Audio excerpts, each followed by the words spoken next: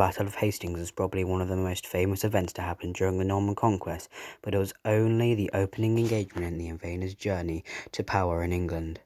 For several years afterwards, the country was riddled with internal conflict, while the Normans steadily fought to extend their brutal rule on England, climaxing in the notorious campaign known only as the Harrying of the North. The harrying, which took place over the winters of 1069 and 1070, saw William and his knights lay waste to Yorkshire and neighbouring regions. Entire villages were razed and its inhabitants killed, livestock slaughtered, and stores of food destroyed. The Scorched Earth operation is one of the defining episodes of the conquest, not just from a military and political perspective, but also in the terms of how it shaped modern perspectives of the Normans as a tyrannical and merciless warrior class. But why were such brutal measures considered necessary and used to torment the local people of the north of England, and why was the north particularly targeted? By the winter of 1069, the Norman army had been active in the battlefield for more than 3 years.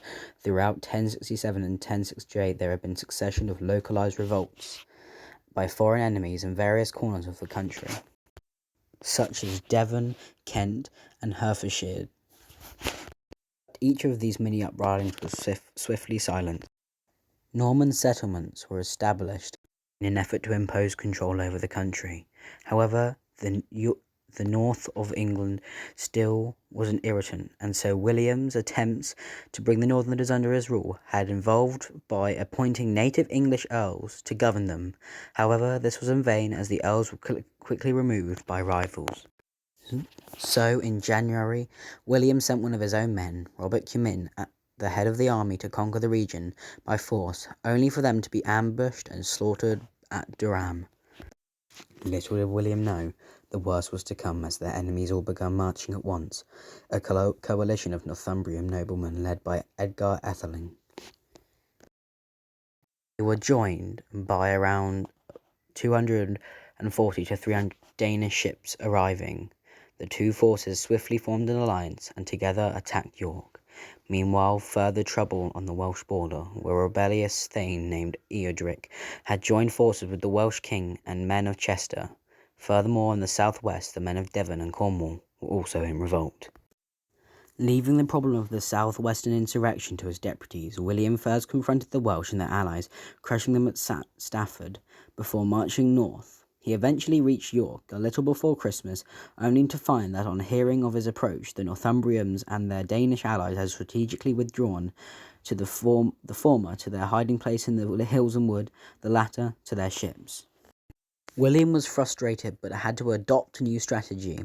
He confronted the Danish and promised them vast amounts of gold and silver if they would leave England in spring, to which they readily agreed. That accomplished, William then set his attention to Northumbria, who had proven to be a great irritation. Shortly after Christmas, in 1069, he divided his army into raiding parties, which he dispatched to carry out the harrying. First, William flushed out and eliminated the Northumbrian rebels, and then destroyed the region's resources, which he hoped would put an end to the cycle of rebellions by ensuring that any future insurgents would lack the means to support themselves. The campaign was as efficient as it was effective. William's armies had spread out over more than 100 miles of territory, as far north as the River Tyne. The 12th century chronicle, John of Worcestershire, writes that the food was so scarce in the aftermath that the people were reduced to eating not just horse, dogs, and cats, but also human flesh. Another historian claims that as many as 100,000 people died as a result of the famine in the following months. While we are rightly suspicious to such a round figure, a death toll somewhere in the tens of thousands is not hard to believe, as this is a time when the population of England was probably little more than 2 million. In the course of just a few weeks, William had not only clearly demonstrated the punishment that awaited those who rose against him, but he had also snuffed out what lingering hopes the rebels might have had of driving out the invaders. There were further uprisings in the years to come, but William never again faced a crisis of the same magnitude as he had in 1069. What Hastings had heralded, the harrying confirmed. The Normans were here to stay.